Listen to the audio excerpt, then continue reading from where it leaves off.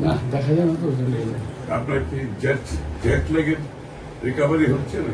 না, জেট ল্যাগের সমস্যা হচ্ছে না, আমার সমস্যা হচ্ছে পেইন।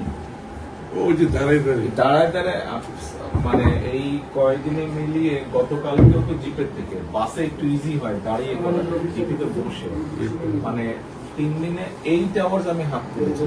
আমরা হিসাব করতেছি। আমি তো আপনার বাসায় গিয়ে বুঝবো আমরা বলতেছি। আরেকটা ঝামেলা হচ্ছে আপনার, সেটা হলো সেই পরিবার অলমোস্ট এক ফের পুরো শোল্ডার কিছুক্ষণ পরে আরেক ডানের পায়ে না পুরো বাবা। এক পায়ে উঁচা নিচে ছিল না। এক পায়ে উঁচা নিচে, তাতে হয়েছে কি আবার হ্যাঁ। হাঁটুতে দেখলাম ব্যথা। এটা আমি ফিল করছি বলে যে এই এক পায়ে তো মানে হাঁটুতে ব্যথা, হাঁটুতে পরে ব্যথা করছে। এটা ঠিক হয়ে যাবে। আপনার ওখানে একটা জেট ল্যাগ টের পাবেন না।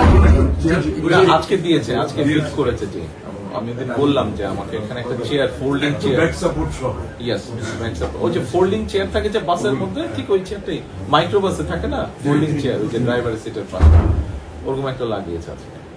আপনার মানে পুরো বডি শেপের সাথে টাচ জি। করে যাতে প্রেশার না হয়। জি, ওরকম লাগিয়েছে আজকে একটা।